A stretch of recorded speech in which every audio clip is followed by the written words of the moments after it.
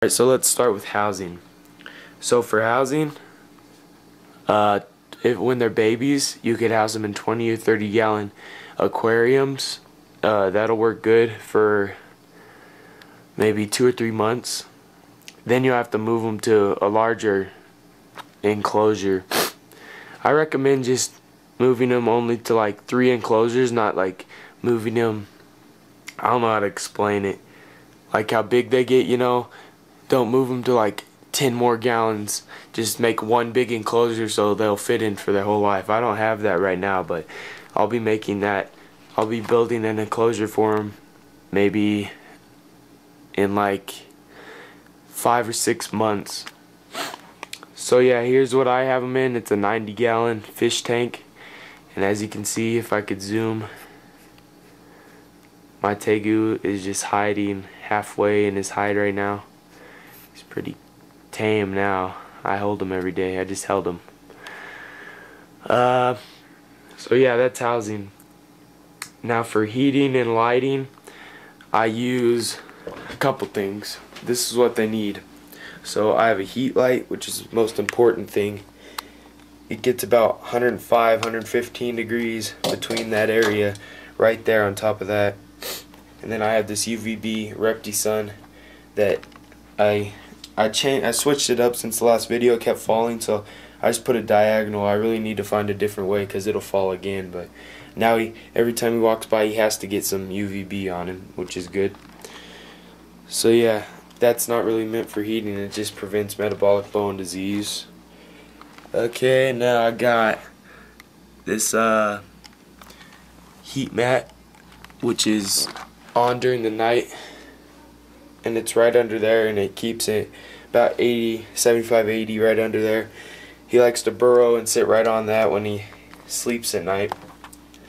And then on the cool side, I don't have anything. You can't really see that. There you go.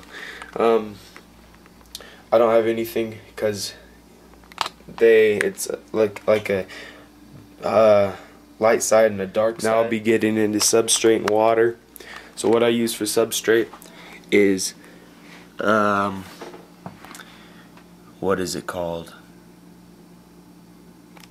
My bad. It's called Jungle Earth, and it's just wood chip shavings, and it's about, you can't really see it because this little piece of wood, but it goes down about 5 inches, 4 or 5 inches. It doesn't look that deep from here, but they like to burrow in their substrate.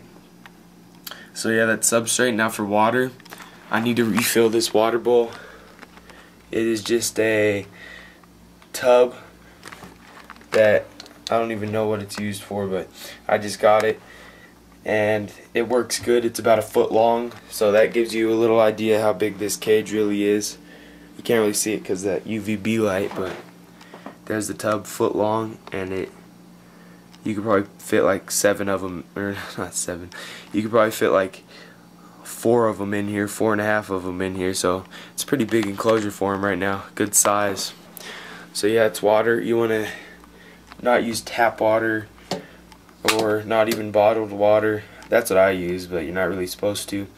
What you do is you get, if you don't want to get that stuff that removes the chemicals out of tap water, I usually just, if I don't use bottled water, I just grab a gallon jug, like a milk jug, and just fill it up with water and put it out in the sun for 12 hours. And that just removes any chemicals that could be harmful to your lizard. So yeah, that's what I use for substrate and water. They come out both day and night, so you'll see them day and night, but usually they come out in the daytime, which is good. They're sort of like bearded dragons. Well, at least mine is. So yeah. Alright, for calcium, I just dust their crickets and mealworms with just normal calcium with D3, what I use with my leopard geckos, and it works just fine, and it gives them a lot of calcium and it's good for them. I also feed them fruits and vegetables. Yeah, so alright, so a couple things that I feed them: crickets, mealworms, silkworms sometimes, and roaches. I also feed him fruits. He doesn't really like vegetables yet, but he will in a couple months. Feed him bananas, grapes. There's a lot of things you can feed him. You can feed him ground turkey. He really likes eggs. He really likes cat food, but I don't give him that much because it's not really good for him. So those are a couple things you could feed him. I'll be putting up a video later on today maybe, and it'll be him eating some ground turkey. He really likes ground turkey too. Alright, so now I'm going to get into what is actually in the enclosure. Let me walk over here. Alright, so I got a warm side hide, a cool side hide, just like all my other enclosures. It's got a couple plants just for decoration. Same on this side. Same on that side. You just got a couple sticks. You could go up there and bask a little from this light, and then you could just sit on there and get some UVB rays. And yeah, that's about all I have in this. Like I said, if you guys were wondering what I use to keep the humidity in here, because I didn't have no lid, well, I just use this big old piece of plexiglass, and it fits perfectly right over the cage, and I let it hang off the end about 3 inches, and then I just grab a towel when I want to keep humidity in. I usually don't have this on sometimes, and I just put it over that. I don't want to do it right now, but I fold it over that, and that's how I keep humidity and heat right in there. So here's my Tegu. Sorry for the UVB light the whole video. Probably can't see half of the cage because of that thing, but here's my Tegu. I'll try and handle him. He's kind of a psycho. He looks chill, but he's pretty, I don't know. Sometimes he's chill though. We'll see. Holy crap. Alright, I finally picked him up. Can't, hold on. Dang it. Here you go.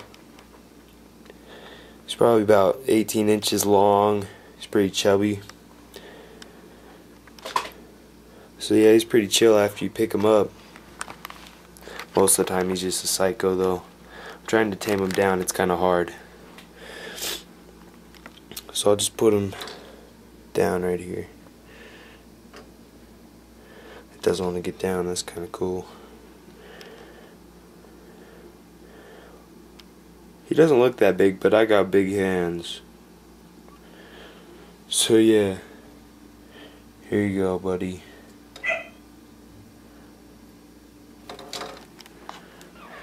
What do you know? Look who came in. This is Samoa, my blue-nosed pit bull.